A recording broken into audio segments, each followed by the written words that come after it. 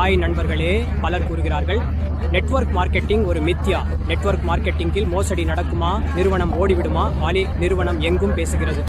ஆனால் நான் உங்களுக்கு ஒரு விஷயத்தை உறுதியாக சொல்ல முடியும். இன்றைக்கு எனக்கு PhD கிடைத்துள்ளது. என் தலைப்பு நீங்கள் பார்க்கலாம். டாக்டர், பிலாசபி, லா, இந்தியாவில் நெட்வொர்க் மார்க்கெட்டிங் சட்டங்கள். நண்பர்களே, நெட்வொர்க் மார்க்கெட்டிங்கின் எதிர்காலம் மிகவும் சிறப்பாக இருக்கும். இந்த தொழில் மிகவும் வளர்ச்சி அடையும். நீங்கள் அதில் ஒரு நல்ல நிறுவனத்தை தேர்வு செய்து குறைந்தது 5 ஆண்டுகள் அதில் நீங்கள் வேலை செய்தால், ஒரே திட்டத்தில் சரியான வழிகாட்டுதலின் கீழ் நிச்சயமாக அதில் உங்களுக்கு ஒரு சிறந்த எதிர்காலம் கிடைக்கலாம். ஆகவே நீங்கள் வேலை செய்கிறீர்களா, வியாபாரத்தில் உள்ளீர்களா, அல்லது தற்போது மாணவராக இருக்கிறீர்களா மற்றும் ஒரு நல்ல தொழில் முனைவை தேடுகிறீர்களா? நெட்வொர்க் மார்க்கெட்டிங் இந்த தொழில் எந்தவித ஆபத்தும் இல்லாமல் உங்களுக்கு ஒரு பெரிய திட்டத்தை வழங்க முடியும். அதை நீங்கள் உங்கள் தொழில் முனைவாக மாற்றிக்கொள்ளலாம். மற்றும் 2ஆம் நிலை நண்பர்கள். இதற்கிடையில நான் உங்களுக்கு இன்னொரு விஷயத்தை சொல்வேன்.